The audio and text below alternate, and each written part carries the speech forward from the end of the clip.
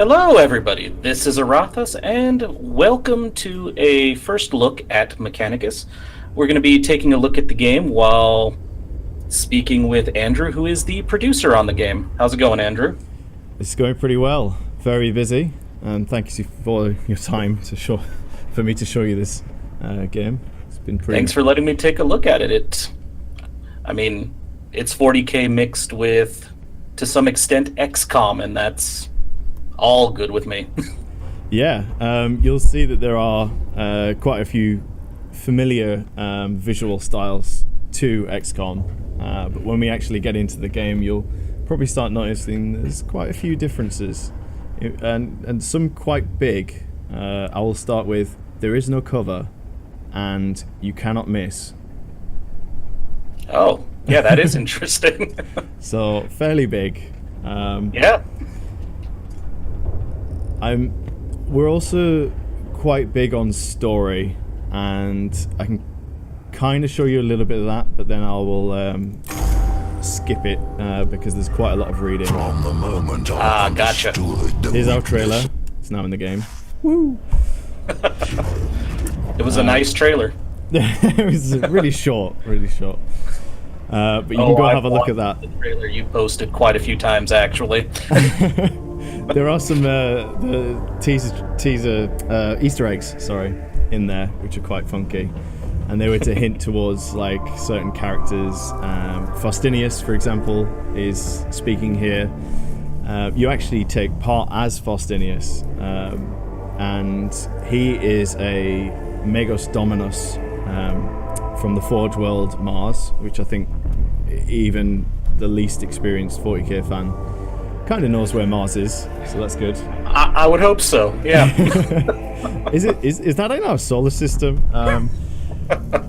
So he's the leader of the entire expedition within Mechanicus, and you are basically representing as him. You can change his name if you want as well, which is quite handy.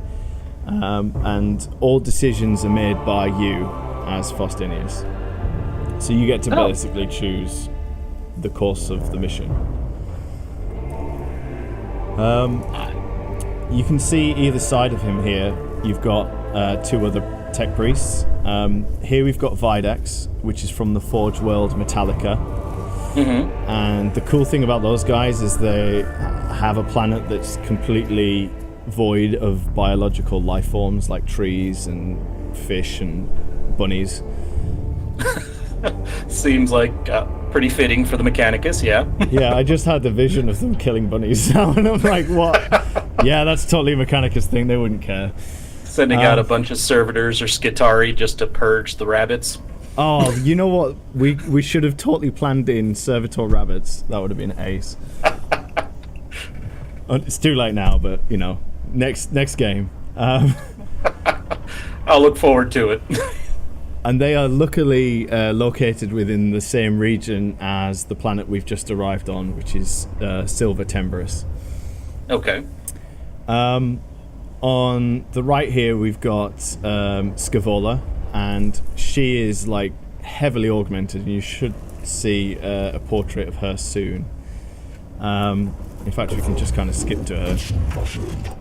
Oh, that's Kepra. She's the head of all Skitari. Oh, nice. Here's Videx. He's pretty religious. He's a little bit young, as you can tell.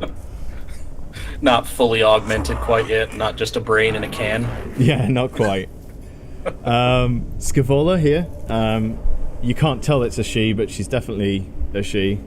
Or is she? A she.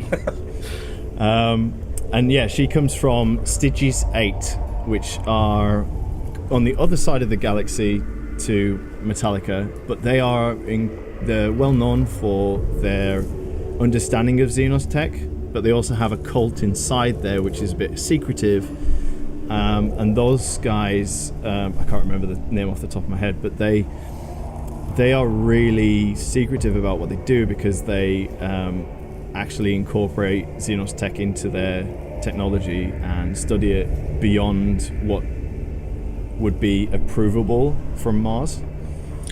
So Now, I have to ask, seeing both of those leaders up there, Yeah. they're going to be kind of a lot of games try to do that whole where you pick between, one side or another to advance certain types of technology skills. Is that kind of going to factor in here between these two, or? No, we wanted people to. It's a pretty good point of view.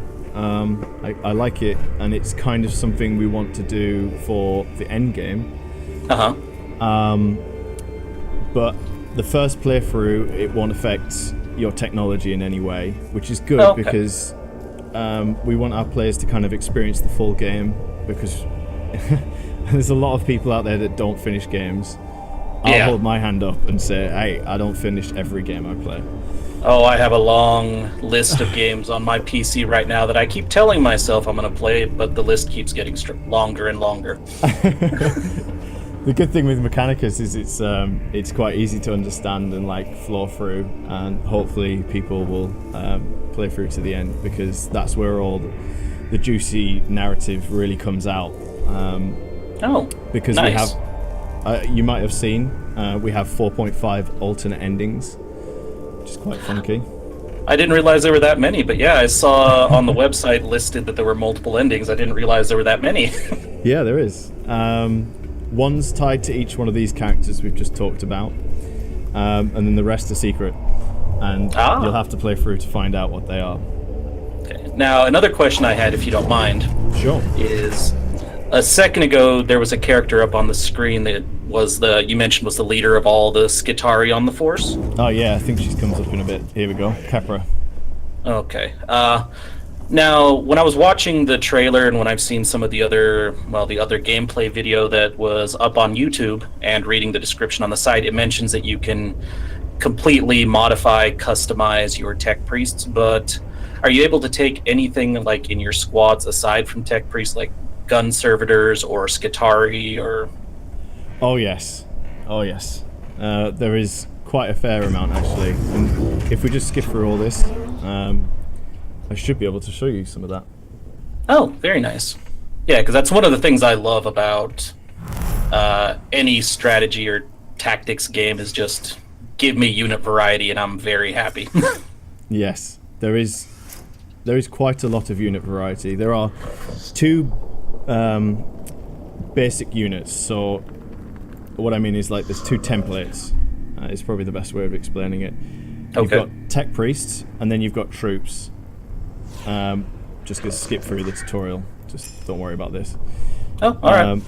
So with tech priests, those are the main characters. Then you've got it's hard to talk and do stuff. I'm not a multitasker. So you've got tech priests. They get to do all the augmenting. So those you have loads of customization on. You can change all their body parts and attach things to them. And I will show you all the cool stuff you can do with them in a bit. And then you've got troops. So I think you're used to the tabletops. You've got all the different categories that aren't HQ. So that fast attack, heavy support. You've got troops, obviously, and elite. Yeah. Those are the main ones. Those we've grouped into one category called troops, which makes it easier for people who aren't fans of 40k to understand, okay, this is one thing and this is another. Not a bad idea to simplify it, like you said, for people who aren't familiar with the tabletop. Yeah, and I don't think it really worsens anything for 40k fans. Certainly, I've been into 40k for many years, and I've probably bought a model from every army out there, and then not painted it. I found as a kid, I could paint huge armies. They weren't the best quality, but I had the ability to kind of go through and paint. But now as I'm older, I'm like, everything has to be the perfectest way of doing it, and I never get anything done. Yeah, and see, at the point I am with it now is I haven't played the tabletop in a few years because there aren't a lot of players in my area. But yes. I still end up buying boxes and boxes of the models just because I do like painting and then just shoving them on a shelf to put them on display. Yeah, that's great. I actually bought a shelf to put my painted models on, and I'm so proud of it. Yeah, right now I'm working on a group of Imperial Knights. I don't have any army to add them to, but I thought the models were really cool. They are so awesome. And like, if we could fit them in, like, if we could narratively fit a knight into a tomb, we'd so do it. That'd be a nasty surprise for the Necrons, I think. Oh yeah, I mean that would be game over in like 2 goes. Be like, all right, cool. That was a fun game. Thanks for making Mechanicus. It's a bit easy. It's a bit broken, but it was fun. So here are all your troops. Oh wow. Yeah. So you've got servitors, you've got rangers, you've got ranger alphas. Not everything's final. We've got lots of tweaking, but that's the ranger alpha. Those guys have the melee weapons. It's very classic to the tabletop. Yeah. You've got the vanguard, and you've got your vanguard alphas. Again, they've got taser gourds, and their attacks are very lightning, shocking, should I say. You've got Cataphoron breaches and Castellan robots. Oh, now, wow. For ages I've been hinting at these two, because they're like the coolest, badass people. Yeah, you don't often see Castellan robots get much love outside of the tabletop, honestly. Oh man, I love them. Like on Pinterest, when we were kind of getting like a broad spectrum of people's opinions of Adeptus Mechanicus, and we're talking almost 2 years ago now. Uh-huh. There's some awesome Castellan robots on there with like really funny digital pixel art faces. You've got to look them up. It just I'll take a look. It's ideal, and I was like, this is so cool. I wish I could do that in the game, but there's certain things we can't do. But yeah, I will unlock one of these bad boys and show him off. And let's pick one more. We can't choose the Cataphoron because he's broken. Oh, okay. But anything but the Cataphoron. I think out of just one of the units I'm a huge fan of would be the Skitari Ranger or the Ranger Alpha. Either one of those. Cool. I wish I had a dice to roll. I just feel so lost. Where are all my dice gone? They're at home. Let's go for the Alpha. All right. Oh, I need to cheat. Yeah, hang on. Resources. Okay. No judgment here. Cheat away. So yeah, you've got those resources in the top corner, which you'll never ever have 200 Blackstone, but that's what these are up here. Ah, okay. And then you've got data up here, which I'll show you what that's all about. So with Blackstone, this is when you unlock loads of stuff, and the interesting thing with Blackstone is it's really rare. So you can kind of see that quite a lot of these are just one Blackstone, and we can balance it really easily that way. Okay. The different stages means that the ranger will increase in power in some way. It could be statistical, or it could be it gains a new ability. So with the Castellan robot, for example, if I click on here, he's got these 3 attacks or abilities. If I go to the next stage, he gains charge, which is quite cool. He gets to charge in a straight line and then attack. We should definitely show this off. Okay. So go on. Is this the main way of progression? Are you, like, aside from this, will your characters or troops be able to level up, or is it mostly upgrades like this? So this is the way that troops upgrade. Okay. Because this is like a nice simple way for us to focus on troops. The cool thing with troops is they are disposable. They don't have a like emotional attachment to them. You don't go, oh, this servitor is called Fred. He is just generic servitor number 5000. I can't promise that I'm not going to call one of my servitors maybe the Castellan robot or something Fred now. I don't know why. It's like my default name to randomness. But it's when you get to the tech priest that things get interesting. So we're going to have... Flamers are always good, right? So we'll have a flamer. And I'm just unlocking stuff that's going to come on later in the game. Okay. Trying to remember what's broken and what's not at this point. So these are your weapon upgrades. These are essentially blueprints. So as soon as you've unlocked a blueprint, you can either purchase them with Blackstone or you can find them in your missions. Once you have, you can 3D print the weapon for all your tech priests if you want. Oh, very nice. But at a cost. And this is where data comes in. So each time you 3D print a weapon, it will cost a certain amount of data. And I'll show you how that all functions in a second. Then you have backpack upgrades here. So you've got Servo Skull is something that we are removing as an upgrade and adding to all tech priests. So that's going to change completely. But I will equip it to show you the intention. Okay. Healing claws, which are always good. Very handy indeed. And then you've got spotlights that taunt enemies, and you've got omnispexes, which make enemies miss attacks. Oh, so if you want, you can kind of basically make your tech priest into a tank. Yes. Exactly. Down here, you've got upgrades for your ship, and in general, that's upgrading things that you can do in between missions in the metagame. So this will add more deployment slots, and I'll show you all this kind of stuff. Adding an extra tech priest to your repertoire.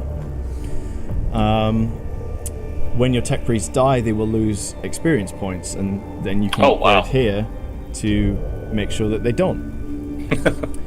That seems like a really important one, actually. Yes, I think I'm going to go through that every time I have the opportunity. When a tech priest dies or is like heavily injured in a mission, it takes a certain number of missions for them to fully heal up. So this shortens that healing time. Okay. This reduces the amount that is required to pay for new gear and equipment when you equip stuff to your tech priests. Yeah, that is a lot of customization so far. Yeah, we haven't even got to the tech priest yet. This is other stuff. Okay, so we got canticles here. The cool thing about the Adeptus Mechanicus is that they have this awesome rule within the tabletop that allows them to choose a canticle of the Omnissiah. So it's kind of like a prayer where they will go, hey, buddy, I'm really dumbing it down. Hey, buddy, we would like to reroll ones. And I love this rule. Like, I remember when I first played the Adeptus Mechanicus tabletop, and I was like, I don't get it. For some reason, I've always been able to understand every army on paper.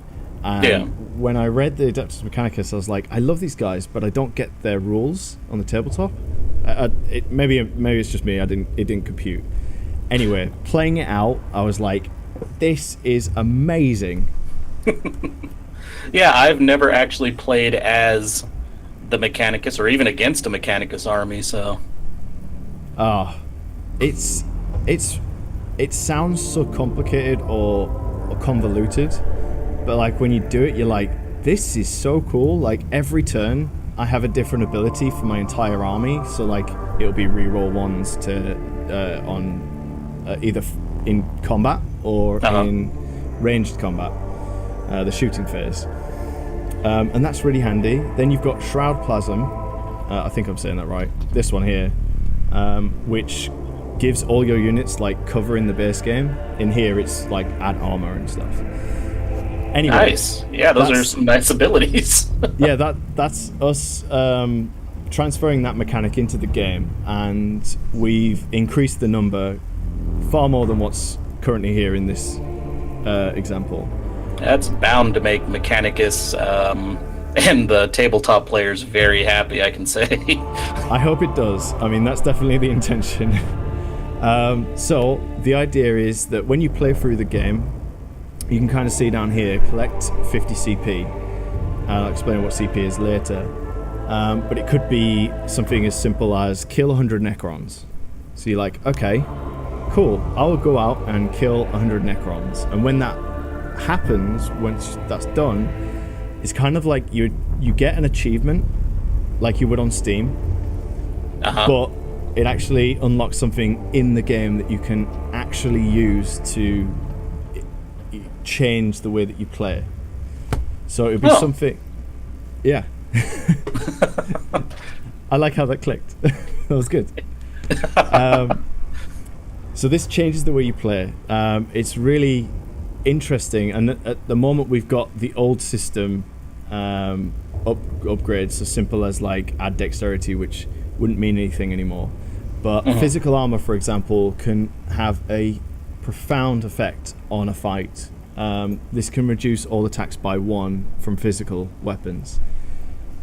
So then you're like, okay, this is quite good. If I'm facing up against flayed ones who attack physical using their claws, I can use this canticle and reduce all the damage by 1. Which I imagine would be pretty useful, because if I remember correctly, those flayed ones like to travel in packs. Oh yeah. They're so annoying.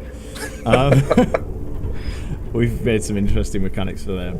So that's that in a nutshell, and I'll try and explain it in more detail if you've got any questions later. Okay. So as you can see, our Castellan robot has appeared here, and you can kind of get an overview of all the statistics there. And he is quite massive. He certainly is. He is standing on a pedestal. Then you can see all your other troops that we've unlocked and the tech priest that we have available. Okay, now, just looking at this screen, is there a cap to how many soldiers you can have in a single mission, or...? That depends on how you build your soldiers. I think I will answer that when we get to the deployment of a mission. Okay. If that's okay. Because that's the ideal time to do that. And I can kind of explain it here. So, right, here's generic tech priest. We'll name him Magos Alan. What the hell? Alan. Alanus. There we go. So that's your dude. All right. And what we can do is, as soon as I equip this melee weapon, the augment capacity will go up by 1. So every item increases that capacity by 1, and that number defines how many points it costs to deploy that tech priest. So if we now go over to a mission, and I click on this mission here, and I say launch, and now Magos Alanus is 1 point because he has 1 augment. Oh, okay. So if I clicked on him, it would be 1 of 20 that can go on this mission. With a servitor, I could have 1 of those. We'll have a Castellan, and all these other ones, and they cost certain amounts. Okay. And this is how you build the crew that's going to go on the mission. So the more powerful the tech priest, the more he's going to take up slots within the mission. So we'll go back and we'll do this. So with tech priests, they have different schools and disciplines that they can learn. Not every tech priest is the same. Some of them like biology, some of them like alien tech, xenobiologists, and all sorts of things. So how we've done that is created a tech tree called discipline. I gotta say, that's really cool, because most games, lore, whatever, for 40k basically just lump all the tech priests together into just some kind of like faceless mass in the background maintaining stuff. I really like that there's this different school system in here that actually differentiates them. I was so excited when we figured out how we were going to do this from a game design perspective. And this is something that me and Emmanuel are always, he's developing over at Bulwark. Okay. And me and him are always bouncing back ideas. I'm like the lore master within the development crew, and it's kind of like, well, what can we do with this interesting part of lore? And he's a far better designer than I am, and he will go, oh, what about this? And this is a result of that. That is a great way to handle it, because the more lore the better in pretty much any 40k setting. Yeah, there's quite a lot of lore, especially in the story as well. I'm going through like 100,000 words at the moment for story, and I'm like, oh, can I not look at words anymore, please? And you even got like, if I remember correctly, on the website, you even got Ben Counter doing the storyline, which really got me excited because I've got quite a few of his 40k books on my bookshelf. I've got about 5 down here, and then I've got the 2 from the Horus Heresy series, which I love that series to bits, that he's wrote in there. So that's been a real pleasure working with him. I've never met someone so enthusiastic about the 40k universe, and I'm so glad we have him on board. Oh yeah, it's like I said, it made me happy. I just not recently, about a year ago, finally made my way through his Soul Drinkers books. Oh yes, he's very proud of those. He should be. They're very entertaining. I've unfortunately not had the chance to read through those yet, but I'm looking at them now going, I should read those. So the way that these work are, okay, quick one. Do you know D&D? Have you ever played that? It's been a while, but yeah. It's just showing how much of a nerd we both are. So with D&D, you can choose a class like a warrior or a ranger or a rogue. Uh-huh. And the cool thing about D&D is you can multi-class. So you can have like a rogue fighter or a mage warrior and all sorts of random stuff. Yeah. And that's what makes this system very unique. So I can go, right, so the Secutor is specialized in buffing any of your troop units that are around. So for example, here we can see when a servo skull is attached to a troop, it gains +1 damage. So I can increase the damage of any of my troops by simply attaching a servo skull. Nice. Okay. And you said you are... Can you ever have more than one servo skull? We should be planning to do that. It's been a while since we talked about multiple servo skulls. Okay. But the idea is, in fact, we should have an item. So, you know this item that we have here, that when I attach that, it allows you to have servo skulls. Where for the end game, we're actually removing that item, and every tech priest will have a servo skull by default. When you do attach this item, I've just reworded that so wrong. We're not removing the item. Start again. When you attach the item, it improves your servo skull in certain ways. And there are 3 levels of that item, so each item level should add a servo skull. So level 1 buffs it a bit, level 2 adds 2 servo skulls, level 3 adds 3. Yeah, see, because, I just had an image in my head when I saw that skill of just either piling a bunch of servo skulls on just one servitor or just buffing an entire front line of troops, so. Oh, I see what you mean, yes. Yeah, I don't think we're go that far.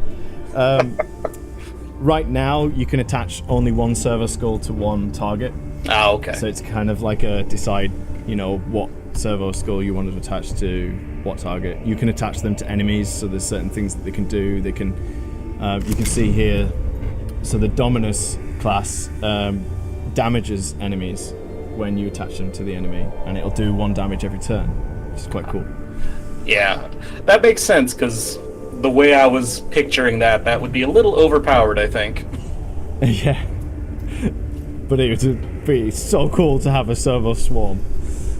Just watching like 5 servo skulls floating around an Necron. Yeah, like, eat that. Like, just like loads of little bees attacking someone. That'd be excellent. So a quick overview is the Dominus is all about damage. The Engine Series is all about healing and repairing things. It's kind of like your healer. Lex Mechanic is he's about, I'm trying to remember now. He increases. He's a CP gatherer, so cognition points. Okay. And that's hard to explain right now. When we get in game, I'll show you all that. Okay.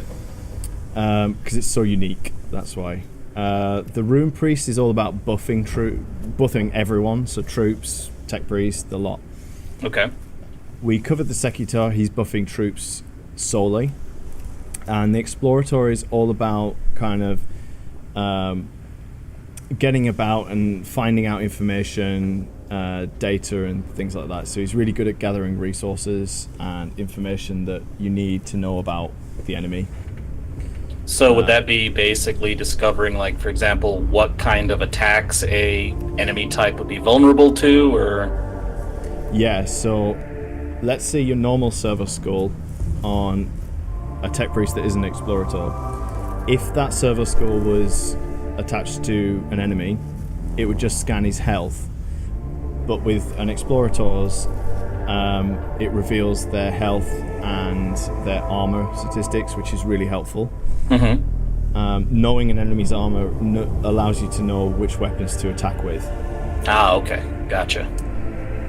So I can't remember all these. There's quite a lot to remember. So the server skull can be put on an interactive object and disable it until the server skull leaves its position. So you can interact there with different parts of the environment. So there are some interactive objects such as buttons that allow bridges to appear inside an arena. Oh, okay. So you could put your server skull on there and it stops the bridge from forming, which could stop a bunch of Necrons from coming over and attacking you, for example. Okay. So that definitely sounds like a useful part of, well, almost vital, I would say, for the way I play, to having an Explorator somewhere in there. Oh, yeah. And the cool thing is then you can go, all right, I want, I don't know, let's say 3 levels in my Engine Seer. So now he repairs 1 HP per turn. And then I also want a bit more damage, so I can go break a bit of armor and do that. So automatically deals damage when attacking with heavy weapons. Sorry, max damage. I'm not reading properly. And there's all these kind of buffs. Some of the stuff is subject to be rewritten. It's been written in French, English, but also we need to do a lot of balancing to make sure everything's ideal. But it's on the track now. Okay. With this discipline screen, are there going to be a max number of skills? Like, can you get a total of 10, 15, before you're basically have that particular tech priest maxed out, or? Right now, we haven't got an idea of a max. So you pretty much could max out 2 trees is our goal. You could max out 2 trees if you wanted to. Okay. That could mean that, you could do 4 trees, probably about half-ish way, if you wanted to kind of spread it thin. Okay. So that's where the multitasking comes in. You can actually pick and choose. The downside to it is some of the really juicy skills are always at the bottom of tech trees like this. Trying to find it. And I'm guessing these, the empty spaces at the top and bottom here, are those getting more skills that just aren't? It's a good question, actually. So, I can't really show you them because it doesn't work exactly, but if I just kind of, let's spec into a bit more over here, because we have a Castellan, so that's okay. So for example, this ability here is a really juicy one. Resurrect an ally.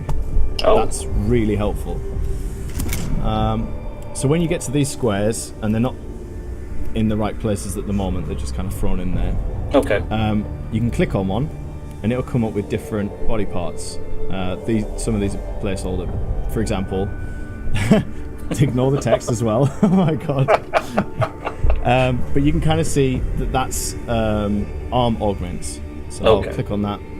And now we've unlocked the Engine Seer arm augment. So let's go back to our Engine Seer. And now you can see he's got the arm up here. And what I can do is attach that into his body. Now, it's broken at the moment, so I'm not going to do that. Okay. But the idea is that the arms on the priest, these sections here, will physically change cosmetically. So you get a new 3D model. This one I think is like a power fist and a normal fist, and it looks really spectacular in comparison to the base models. I really love that you guys are doing that with, because basically it captures the tech priest. To me, it's basically, I'm not attached to this arm, just go ahead and take it away, put something else there, it's more useful. Exactly. And that goes for all the body parts. So you can change the head, so you don't want like a hood, you can go bald, but every body augment, so that's head, body, so torso, legs and arms, are all tied in with the disciplines that you choose. So you're probably going to have a mixture of disciplines, which means that they're all going to look very different at the end of the day. I have to say I am geeking out over here just thinking about all of the customization options and picturing multiple playthroughs so I can see all of them. Yeah. Hopefully you should be able to get quite a lot of them done in like your first playthrough. It would be a bit of a shame if you couldn't, but yes, by all means, play through it multiple times. One of my favourite augments is a leg augment. I can't remember which one it was assigned to. I believe it's actually the... I was playing around with it earlier. But it's basically like spider legs. So you know the Magos Dominus model? Yeah. It's those legs. Oh, I want to have that in the game now. I definitely need to go that route. We had to invest extra time to get those in, and it was probably a bad decision, but it was worth it in my eyes. Considering how cool those legs look, I highly doubt it was a bad decision. Yeah, true. I have seen some awesome concepts for Tech Priest that if we get the chance to, if we're a success, we totally would want to add them in. So there's tentacle legs that some people have concepted, and I'm like, yes, we need those. Hovering around, kind of really bad guy feel to it. At that point, bordering on Necron territory. Yeah, a little bit, but as long as it's Tech Priest, it's good. So I'm really going deep. This is fun. I'm so glad I can actually talk about stuff now. Oh, yeah, feel free. Now, if you don't mind if I interject here while we're talking about the customization options, are there going to be, because I see the red robes and anything, are there going to be any cosmetic customizations that you can do, color-wise and... Yes. We are going to add a hue changer, so you can change the red parts of the robes, which is, to me, in my eyes, ideal, because I totally want everyone to be pink. And it also helps because I've never met a 40k fan that didn't have, for example, Space Marines, or even with the Mechanicus, that didn't have a preferred faction that they want to recreate in most of their games that they play. Oh yeah, totally. I mean, my favorite color is actually orange, and I was fighting hard for them to be the standard, but then we thought, you know what, actually, we started realizing a lot of people don't really know all the other factions of the Mechanicus, so we thought, okay, default is red, but we'll let people change their colors, and that's cool. Yeah, definitely. I love being able to just, even with just cosmetic customization options, I tend to go nuts. Like, for example, I know there's a lot of comparisons between that people have made after seeing the trailer between this and XCOM. But for example, in XCOM, I went nuts on their customization options. Oh yes, XCOM 2 was had a lot more as well, and I quite like that. Oh yeah. The big difference with us is everything that cosmetically changes, apart from the color, has an effect on the game, which is quite cool. So like if I attach this weapon, you can now see Oh, that is cool. Physical augment to his body. And let's just put a flamer on there as well, you know. Just light infantry weapons. That looks incredibly cool, I gotta say. Just having those weapons basically bolted to his spine. Yep, you can have a good little examination there of how it looks. Then you can attach these backpack stuff as well. So then you start gearing up his backpack, he's building in size. And if I just put another one on, it gets to its maximum size, and you can see the different attachments there. Yeah, and then you've also got... There's more. Oh yeah, no, I'm looking forward to it. Go for it. We don't have it in this build, but it will be in the final build. Mechadendrites, which are the 2 slots down here. And if you look at the Magos Dominus models, these are pure hardcore Dr. Octopus 40k versions implemented in the game. That's gonna be fun.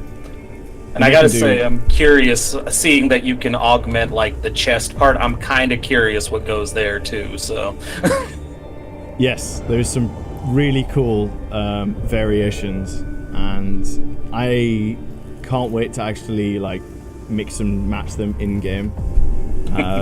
We are literally at the point where we're, like I said, a late alpha, and we're just kind of throwing all the 3D models that we've created, all the art assets, and building all the levels, and we should be finished in about a month, and we'll be in beta, which is going to be the best part of the whole experience, when we get to balance everything and really see where we screwed up. Now we're not going to have him fully geared, otherwise he costs too much to deploy. But we should be okay with these 2 weapons. Now, I'm sure it's not a good idea, but would it theoretically be possible to set your tech priest up to the point where you can really only afford to send him into a mission? Oh yeah, you can totally do that. You can one-man army all the way if you want. Like, that's a good idea for an achievement. Let me note that down.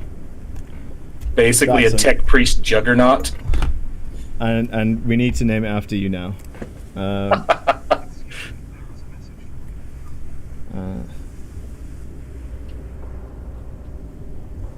Sorry, I'm just writing this down.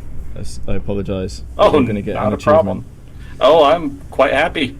Bit honored too, honestly. One-man army. We'll probably work on the naming of that. But yeah, thanks for that. Yeah, no problem. It just popped up in my head. I can't remember the name of the novel, unfortunately, but there was a novel where they described a tech priest just basically letting loose and just ripping apart a swarm of enemies by himself. So. Oh yes, that would be awesome. Yes, I mean that is completely doable. We currently kind of got we've got list upon list of things because you can see the complexity of the game. But we've got an achievements list, and we're just trying to go, what could we do? So all ideas are open. I'm very happy that you said that. Okay, glad so I could help. Another tech priest. I quite like the engine seer at the moment. I'm gonna plop some in there, and let's plop some troop stuff. Pretty hardcore. So you get basically a point for every level that you gain at the moment. Okay. We're currently cheating because I'm terrible. Let's unlock some other weapons. So let's have a Heavy phosphor blaster. This is kind of like a shotgun in our game. Never a bad thing to have, especially against some flayed ones, I imagine. Exactly.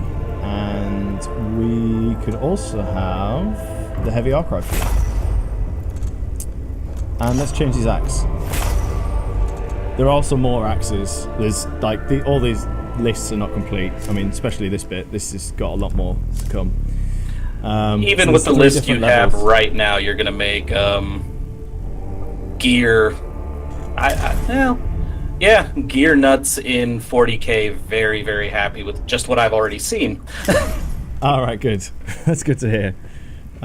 Also, yeah, okay, just to expand on that, there are 3 rarity versions for each one of these weapons as well. Oh, okay. Right, let's finish off this dude. What do we got? So, different axe, always good. Heavy arc rifle, sweet. Phosphor blaster, yes please. Silver skull, of course.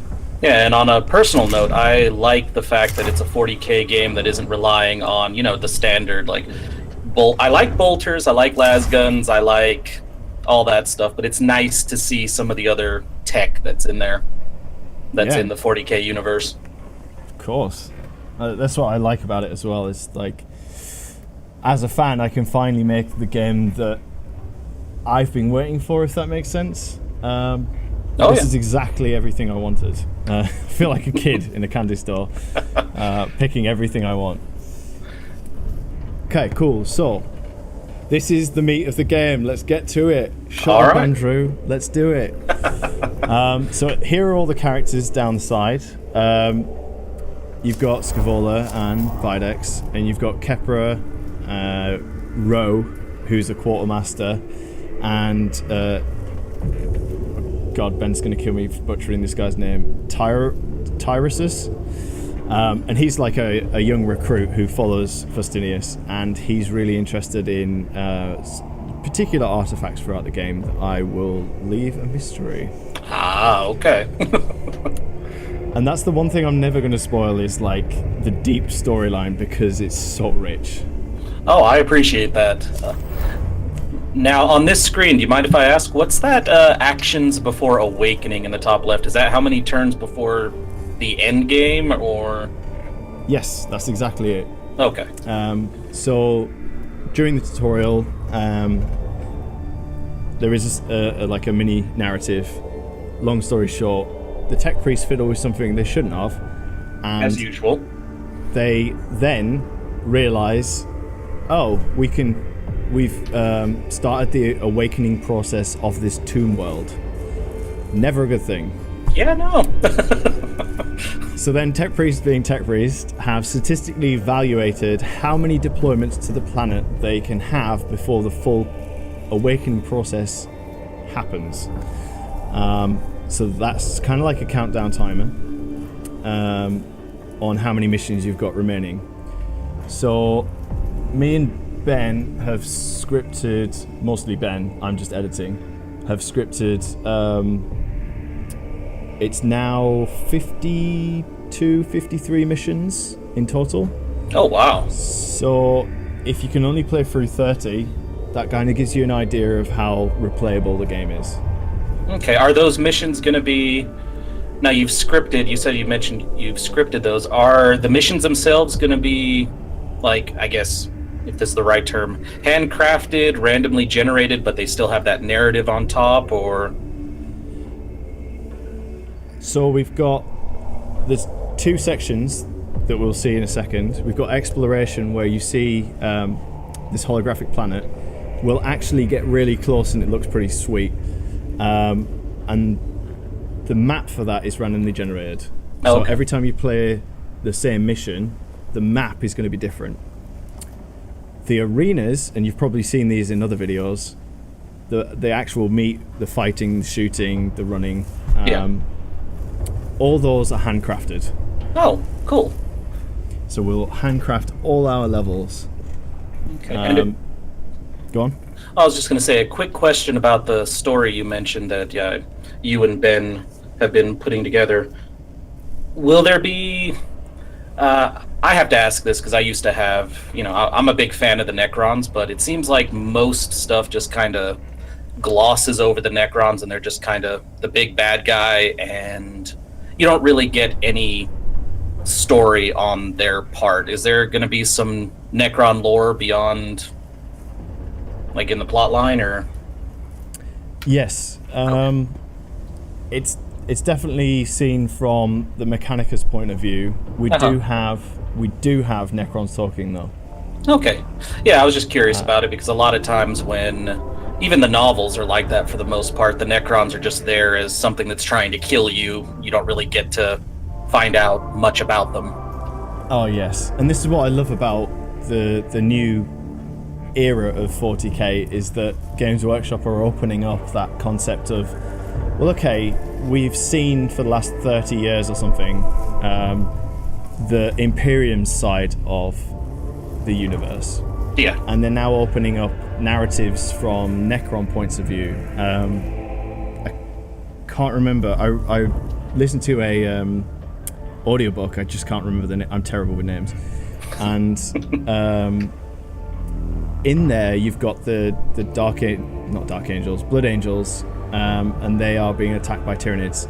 And the Necrons are actually on the Tomb World, and they come through, watch the Blood Angels get slaughtered, and then they eventually go, hey, do you guys need some help? And like, both of us working together can be beneficial. Well, obviously, Space Marines being Space Marines were like, probably not, but then they realized, actually, we will die if we don't do it. So they it's like an uncomfortable alliance. Yeah. And it kind of wraps it up really quickly in the narrative there, but it kind of goes, well, actually, the Necrons really didn't help. They kind of put all the Blood Angels in the worst places possible. And it's like, oh, wow, the Necrons are really devious, and I love it. Yeah, it's and that kind of comes across.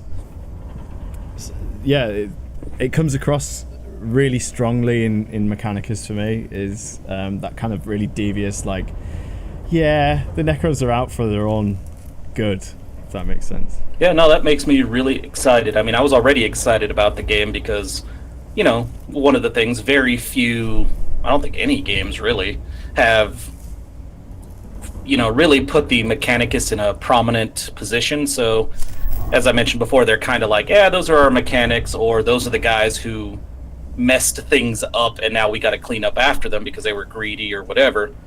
Yeah. I was really excited when I saw you guys were doing it with the Mechanicus as the main faction, because, they don't get a lot of narrative attention, I should say. Yeah, I totally agree, because trying to find narrative was pretty tough. Yeah. And now hearing that two overlooked factions are getting a nice focus on their personality, the Mechanicus and the Necrons, I am really hyped for it now. Oh, yes. So, let's actually show some people some stuff. Okay, so this is like the mission that is available, and we can see right down at the bottom how many deployments this mission will be available for. So we got 4 more. So that mission we could never do. Like, if we kind of ignore it for 4 missions, then it disappears, and he'll give us a mission later down the line. Okay. And that's not randomly generated, that's actually scripted the way that we've... Spreadsheets, that's all I'm saying. And I'm guessing you, wouldn't be able to take, I see 6 people down the left-hand side there, you wouldn't be able to take all their missions. You would lose a couple of them along the way. Yes. That's the plan. So it's kind of like, oh, which ones do I want to go for? And whose narrative am I interested in? Okay, so then you've also got the environment. So we've got quite a few environments. We've got 2 in this build. So we've got Agrelec and Equipus. And each environment has a end boss. And each environment looks totally different. I will show you Equipus, actually. Mainly because it's like... You know what? Actually, this video's enough out of there that people can go have a look at that one. We'll show you the Agrelec, which is like, it's an unkept tomb. Okay. and the end boss is a Destroyer Lord. Ouch. Yeah. Down here you can kind of also see the difficulty level of the mission, and if we were to skip this mission and go for Scavola's, then that would change from 1, and these gauges could fill up, and it could become 2 or 3 or whatever. So the longer you leave a mission, the harder it gets as well. Yeah, I don't really want to face 3 Destroyer Lords. Well, maybe. So it doesn't quite work like that. So I'll explain the gauge in a bit. Oh, okay. So now we get to choose. Right. Okay. So here's our tech priest. We definitely want a Castellan, and we said that we would have one of these dudes, and we've got 1 more point, so we'll have a servitor because they're fun times. So this is where we get to choose from the list of canticles that we have. I'm going to go for physical armor because I know what enemies are down here. That always helps. And I will also go for increased range on weapons and Noosphere damage. Cool. So we're ready to go.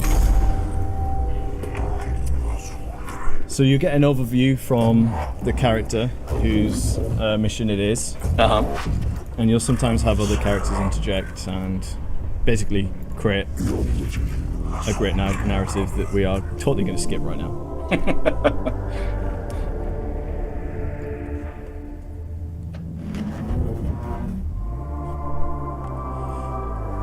So now the party has landed, and this is their representation.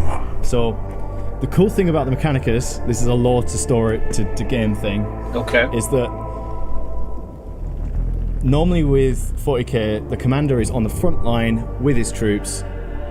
Standard heroism, hero thing. With the Mechanicus, they're kind of really clever, and they're very much like a modern day military. They will command from afar. So we're still on the Arc Mechanicus. Our deployment down to the planet is down there, and they are sending this information back using the Noosphere. Ah, okay. And you can kind of imagine what the Noosphere is. It's like a high-tech version of Wi-Fi. I mean, and it kind of fits, because in the lore, it does fit. In the lore, they talk about for example, with the Skitari stuff, you have the commander up on the ship being able to, completely take remote control of one of their soldiers. Yes, that's exactly it. And that's, I remember reading about that, and I was like, oh, this is the coolest thing ever. They embody them. It's like, I don't know, like a spirit taking over a body kind of thing. It's so cool. Yeah, and... Okay. Go ahead. So, here's exploring. We then command them to go for a room. But if you look at this cog in the top left, that gauge goes up every room we go through. Oh, wow. For every full cycle of that, so let's say the middle number changes to a 2, the mission becomes harder. Again, 3, 4, 5, 6, 7, 8, 9, I think we've got it at the moment. It gets harder and harder and harder. So the longer you're in a tomb, the harder things get. Will as the mission gets harder, let's say you finish the mission at the highest difficulty, will you get more rewards, or is it pretty much, no, there's a lot of incentive to get it done before it gets really hard? The mission reward always stays the same, to be fair, to the player. But you can find stuff within rooms that you may not have found if you hadn't explored. Oh, okay. So yes, you are rewarded. It's just there's the difference between the two. Okay, cool. So that was a bit of narrative, and here is an event. So our tech priests are telling us this chamber has walls and is covered in stuff, star charts. The art assets for the star chart one's not there, but we do have one and it looks awesome, okay? Just believe me. Oh, I trust you. And then we can decide which one we want to take. So, for some people, we're very aware that there are a vast majority of people playing. So we've got simple options. So for people who are just like, narrative's boring. What are you doing? Stop playing my game. But also we've got the full narrative below, so you can kind of see if I choose ignore them, what we're actually doing is the intellectual pursuits of the Necrons are of no interest to us. We must make haste. And it gives you a better idea of what ignore them means as well. Which I think a lot of games which have narrative options don't tend to do, and it bugs the hell out of me. No, I agree. So, I'll let you make the decision. Oh, I am never going to ignore the option. I would go with the take picked captures. Excellent. So then, things happen as a consequence of making decisions. So the Necron Awaken has increased by 1, as you can see up here. I am going to get in so much trouble in this game. We've gained 10 data, which is alright. We can use that to equip things. And we've gained 1 cognition point, which I will explain in a bit. Okay. And of course, you can see there's some narrative going on here. They like to comment on the decisions you make and question everything that you do. Down here as well, we have the ability to choose whether we want to interact with something in the world, and an event will pop up again. If we choose to do this, the gauge goes up by 1 up here. Okay. So we'll do it anyway because, why not? Cool. So this is telling us that we have collected something, although I think the text is wrong. There you go. We've collected some data. There we go. But we've increased the gauge by 1. So is this going to be like the primary way you collect data, or? It can be, yes. Okay. And you can collect weapons, weapon blueprints. So in the sense of collecting weapons, you could collect like a late game weapon, let's say in mid game, but it doesn't mean you can only equip it to 1 priest because you can't 3D print it. Oh, okay. So collecting things like that is really cool. As you can see, this went up, and it's telling us new step for LD. Honestly, I don't even remember what LD stands for now. I think that might be a typo. But basically, I know that what that does mean is that Necron units can move further now. So let's say they could step 3 steps, now they can step 4 in a fight. And as you can see, there's a lot of narrative. Just keeps popping up. I am never going to have a problem with that. So, do you want to repair, replace, or do the full ritual rites of refurbishment on this servitor? Let's do the full rites. The full rites. It's going to take longer, but it's going to be worth it. See, he approves. That's right. He likes reciting religious text. And you'll notice that that's part of his humour. So all our servitors have been healed by 3. But because it took so long, it's increased the gauge by 1 again. Okay. And again, we can choose, another option. Or we can choose not to, which we will.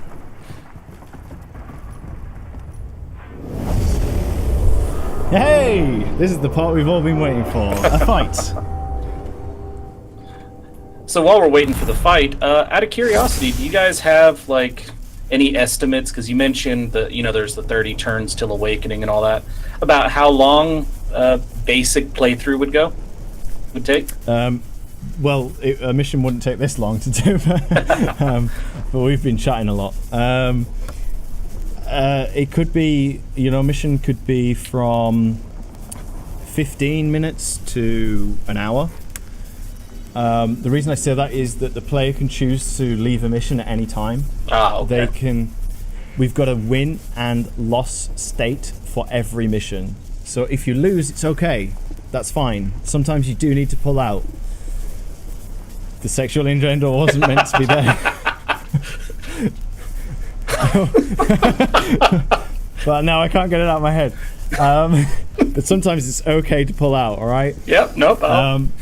And the cool thing with Mechanicus is, you know, that's built into the story. It happens, you know, it's okay. You don't have to go back and do it again. If you want to, that's up to you. But the story still progresses. You still gain certain resources from what you found.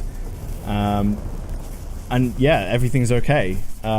Losing is, in that sense, is not too much of a big deal. If you have to retreat.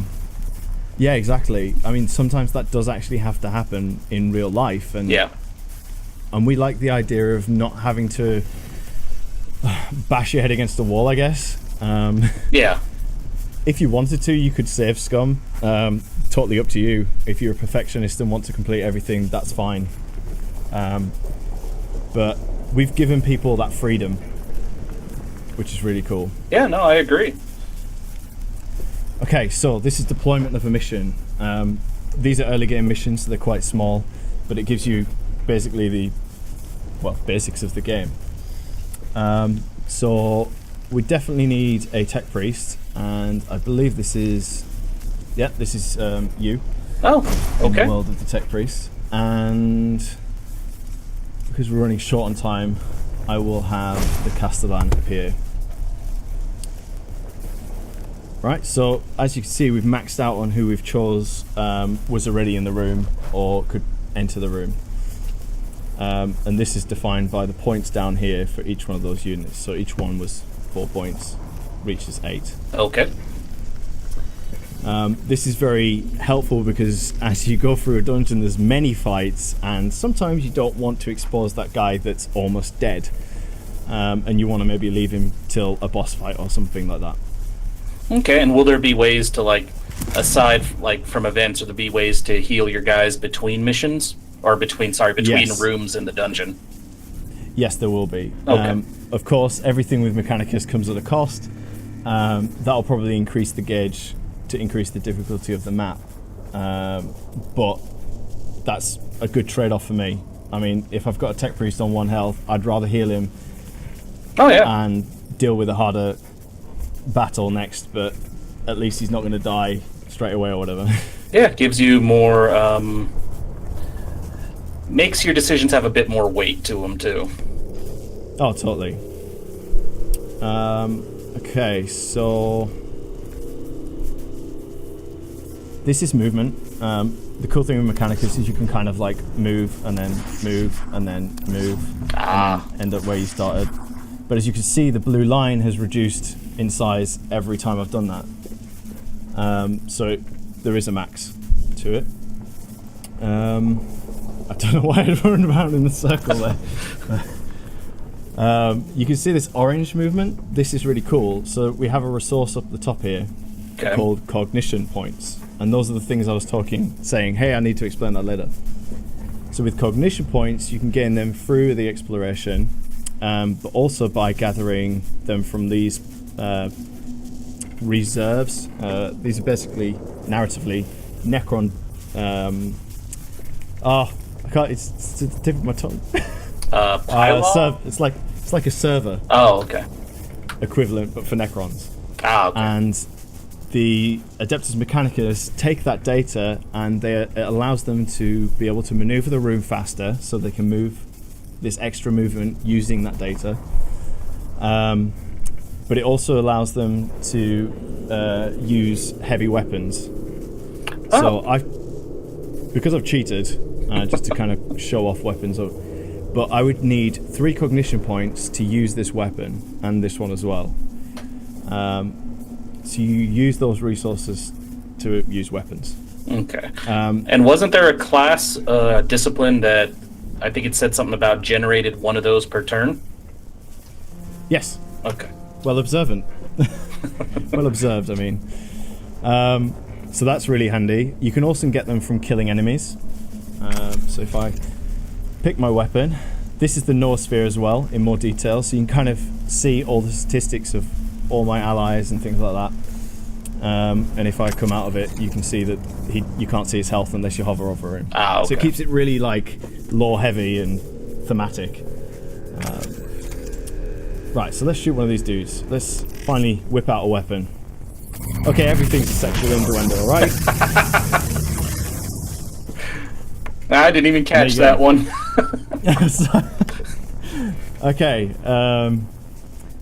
let's use a cognition point to get closer and then flame him to death.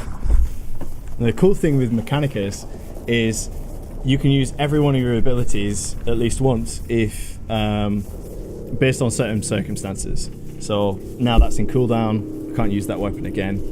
But if I wanted to, I can shoot this weapon. And this is why we use cognition points for heavy weapons, but this is why I'm cheating as well. So I can use this flamer here.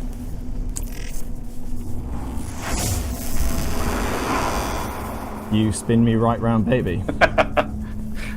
And I'm assuming the reason his body was still there is, like most Necrons, he could potentially get back up. That was exactly it. See? It's intuitive to the lore. So yeah, Necrons will come back to life. So it's then a mix-up of like, okay, do I finish off the guy that's on the floor? Or do I deal with all the people that can deal damage? But then maybe by then he comes back and now I have to deal with him again. You know, yeah. Decisions. So we now have a servo skull as well that's attached to this guy. And this allows me to select, I can bring the servo skull over here and he can collect that point for me. I could, is this the buff guy? We've just recently changed the way that we represent the buffs, so this is all new, and we seem to have a white square of randomness. I don't know what that's about.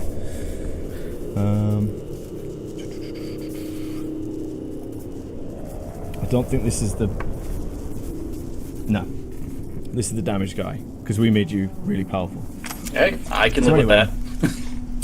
This guy, this flayed one over here, we can't see what his statistics are. So I hope this build works. When I click on this Necron, Servo Skull goes over. He does damage because we've got that skill here. When a Servo Skull attached to someone does damage. Woohoo! And if we... it's bugged. Okay. But the idea is that that will scan his health points, and we would then know, right, that guy's got 2 health, so we can use our pistols, which don't require any cognition points. Oh, okay. And while we're doing these, this, another question: are these rooms like this going to have various objective types, or is it for the most part, kill all enemies, or? That's a really good question, and at the moment they're all kill all enemy, but we have different objectives. So you'll have escape the room, and in most of those missions you'll be massively outnumbered to the point where you'll be like, yeah, I should probably escape the room. So you have to like make your way across the room and exit through a door. Okay. Some of them are like missions where you've got to activate bridges, like I was talking about earlier, that will eventually get you to a door, but they may not. You may not be massively outnumbered, but there will be a steady flow of enemies that come, so that the faster you do it, the less likely you're going to die. Oh, okay. And a few others that we need to decide whether we want them in the game or not. But yes, it's not always kill. Sometimes it's escape and other things. That's nice. Mission variety is always nice. Oh yeah. So he's got a flamer on the back, so we're just gonna pop that out. Cool guys look away from flamers, right? And he's got a few other abilities, so I can gain armor, but like the tabletop, his damage is reduced when he's increased his armor. Yeah, okay. Or I can do a melee attack, which he's not in range of. So we've now got all our actions out of the way. We could choose to use a canticle. So we go down to the canticles here, and we're like, okay, We've only got one flayed one, so it's probably not worth using one, because once we use a canticle, we can't use that canticle for the entire mission. So it's kind of a one Hail Mary kind of moment. Oh, okay. So probably not a good idea. Maybe leave it till we see a boss or something along those lines. So let's skip and let the Necrons have a go. Those flayed ones look really creepy when they move. Yeah, that's the plan. We also have them in some missions like crawl down walls and surprise you that way, basically. Oh, that's going to be fun to watch. Terrifying, but fun. Right, so we got some new bad guys appear, some Necron warriors, some standard of standard. So hopefully we'll kill them because we've just got heavy weapons. We should do that. So you can see the cognition point is there. Mm-hmm. There's two ways I can collect that. Like you saw earlier, I can destroy the corpse by hitting it again, and that will allow me to collect the cognition point. Or I can go over there and stand next to it, and then in my next turn I'll collect it automatically. Can your servo skull collect them, or? Only tech priests can do that. Oh, okay. Because they only have the capabilities to do so. It's designed in such a way that the player then has to decide where and when they want the tech priest to be. Difficult decisions and all that. Oh yeah. This is the short ranged one. Okay, we could use a cognition point to move further and attack that with our axe.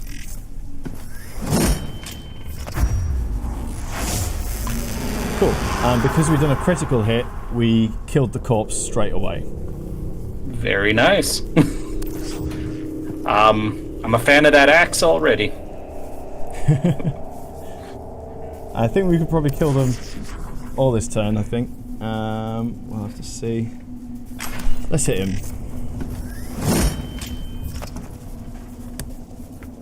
The sounds are so off at the moment, but I'm sure you understand that. Oh yeah. I do like the flamer effect, though. Oh, I love all the visuals, like for all the visual effects for the weapons. They're probably my favourite bit of the entire game. And I was actually saying to my colleague earlier today, I was like, because we were capturing loads of screenshots and stuff, as you do, things can be quite boring. Oh my god, I get to play a game all day.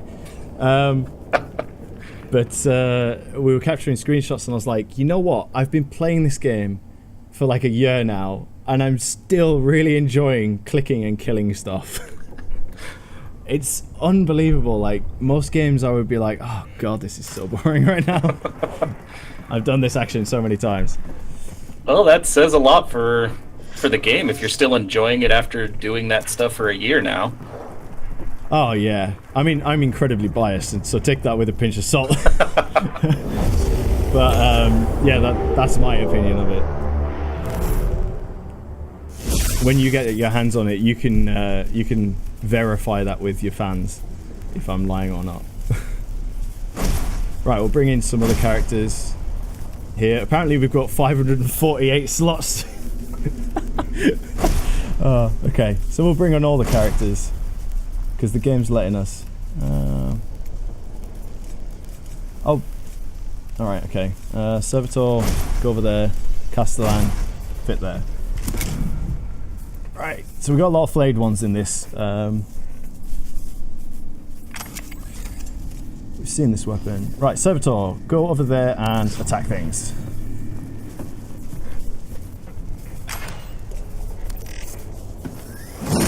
Now, Servitors have a really interesting passive, which is down here, Dead Scan. They collect... sorry, that was my phone. Oh, they collect cognition points every time they get attacked. Ah. So the cool thing with servitors is that you kind of want to throw them in there to get attacked so that you can actually collect loads of these cognition points and then blast people to death with heavy weapons. Yeah, you could just basically, cannon fodder. Oh, that's totally it. Through and through. What we can also do is move this guy over here. So you can, now we're in the Noosphere, you can actually see that all the flayed ones suddenly hate this servitor, poor guy. So in Mechanicus, every enemy you go against, and we've got, let me just count the models. 1, 2, 3, 4, 5, 6, 7, 8, 9, 10, 11, 12, 13, 14, 15 generic models. So like you've got flayed ones, kind of just spiders. We've even got the Forge World, and I always pronounce, and I'm looking at the word, acanthrids. They're like wasps. Ah. Really cool looking. Weird ass name though. That's pretty normal for 40k, so. Yeah, you're totally true. Each enemy has like 2 or 3 different things the player has to learn. So with the flayed ones, I'm going to give you this one for free. If you attack one of them, they all hate you, and that is why all the flayed ones are focused on that servitor, which is ideal for me. Especially because of that passive. Slaughter. Yeah. So if we attack this guy, they're probably going to attack him. Yep, there you go. They don't like him anymore. There's also a secondary rule. They also like to prioritize the lowest health unit in your force. And we may or may not see that in action. Hopefully we kill them all, because we've got loads of abilities to do. And I like that, because, again, flayed ones were pretty famous for being sadistic. They are really messed up. Oh yeah, we have a flayed one boss, by the way. It's pretty awesome. Oh, I'm looking forward to seeing that. What else? Right, so yeah, I'm just thinking about what to do now. Probably good to get out any questions, because I have to wrap it up soon. Because I actually I've got to see my brother. He's in hospital, unfortunately. Oh, I'm sorry I kept chattering on about 40k. No, I didn't mean to say that. Oh, no, you're fine. It's just I can get carried away talking about this universe, so... I think I'm also getting carried away. I've just realised now that I'm a very unwell brother. So, it's okay. Let's see. This should be the one that scans. Please scan. Please work. No, okay. So, it's okay. It's okay. We'll use our shotgun now. Let's show you on a dead body. I shouldn't call it a shotgun. It's a heavy phosphor blaster. All right, but you get it. Oh yeah. I've got some lore freak in my head just going, no, stop calling it a shotgun.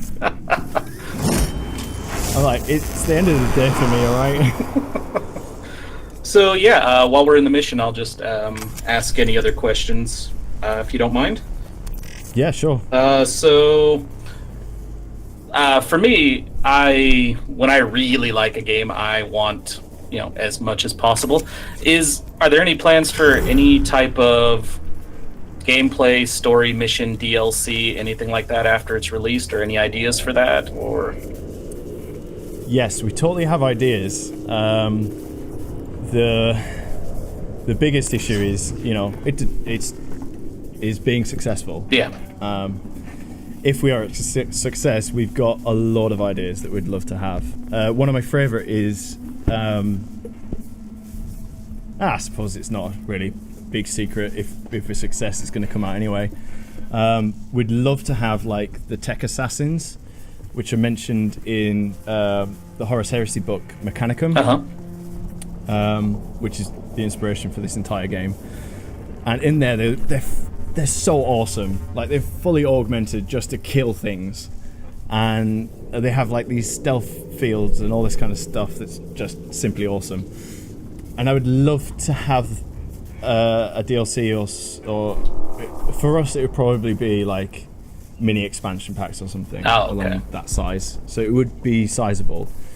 And it would come with missions that entail using your stealth mech assassins to traverse the terrain without being detected and assassinating key targets inside these arenas that you see in front of you. Mm-hmm. And I think that would be so cool. Oh, it sounds cool.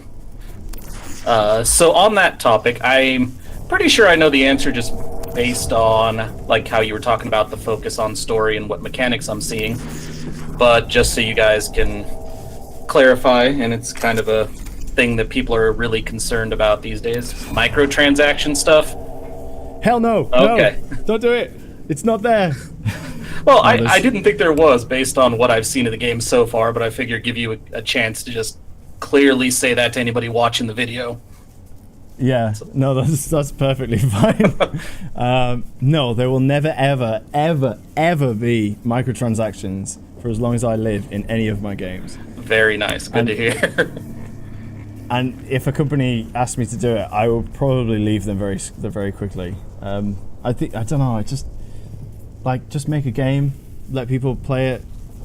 That's my thought behind it. It's like, I understand if it's free to play. It's free to play. That's cool. Do that. Yeah. That's the whole idea of generating an income. And like I've invested loads of money in League of Legends, and now I don't play it anymore.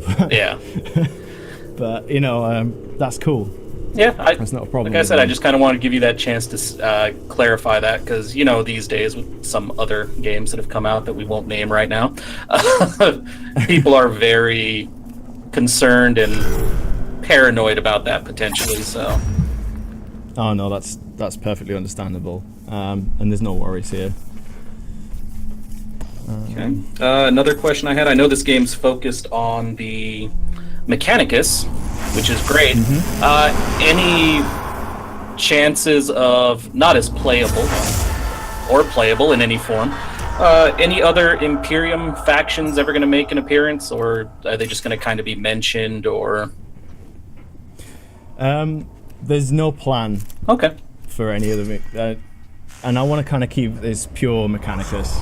I think, for me, if you're going to focus on a faction, and I think it's really cool to kind of see the Mechanicus on their own without any support from the Imperium, Space Marines, Inquisitors, all that kind of stuff.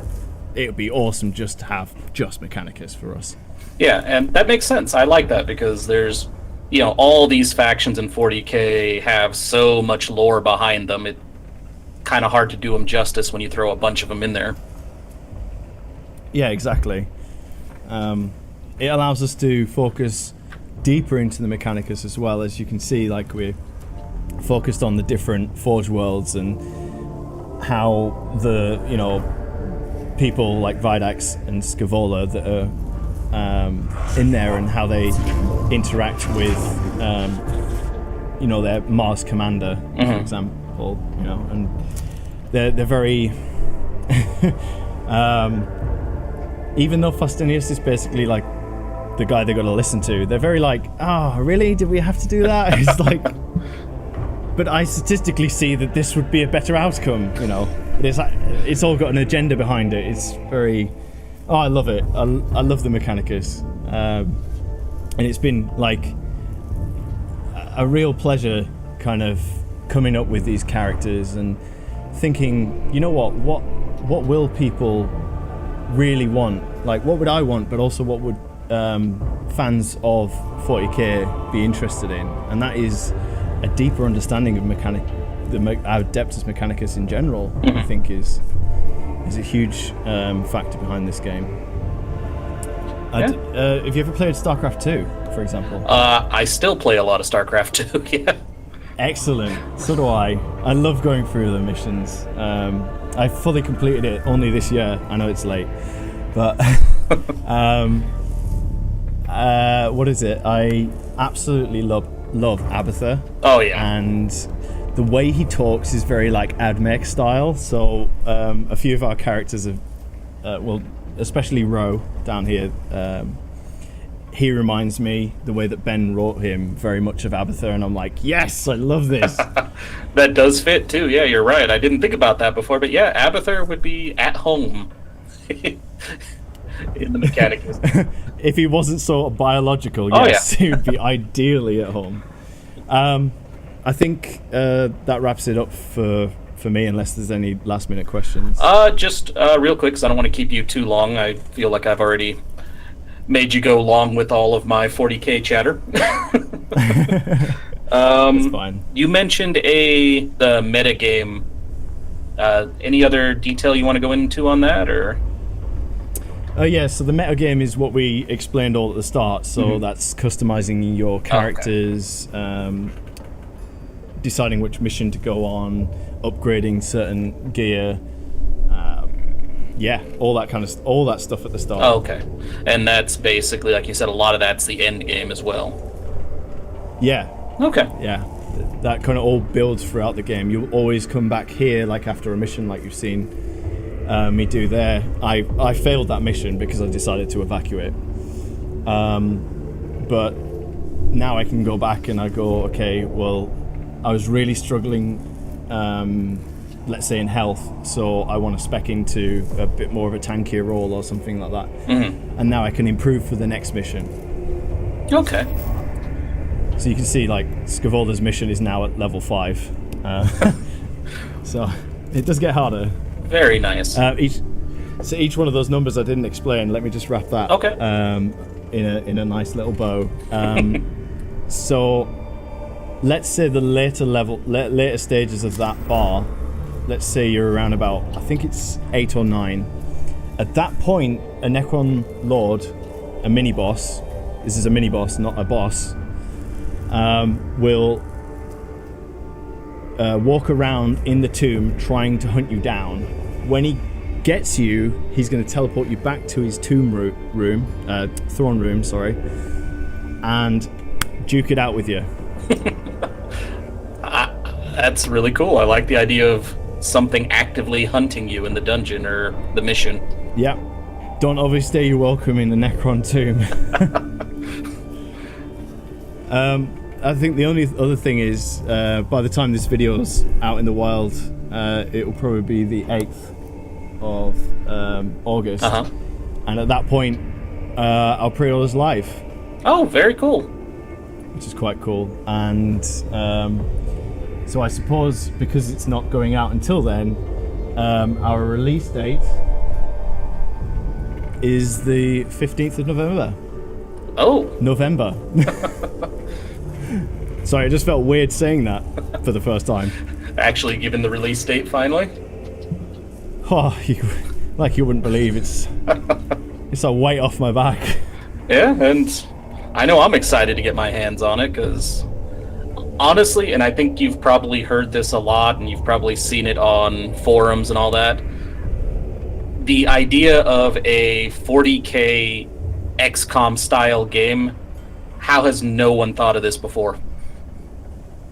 Good question. It's like a perfect fit. It's awesome. I honestly can't wait to let it out into the wild. And I look forward to also sending you a build and seeing you go a lot deeper into it, because I've just explained stuff, showed you a couple of fights, and then I'm like off. But I hope it's been informative, and I hope you feel excited. Oh, I am very excited, and it has been very informative. Thanks for taking the time to show me the game, and again, sorry about, like, I can get carried away talking 40k, as you've seen. Well, as you can see, I've also just non-stop talked about it. It's been excellent. I've been really, I've really enjoyed just nerding out for the last hour and a half. Thank you very much. So have I. Thank you. Cheers. Bye. Have a good night.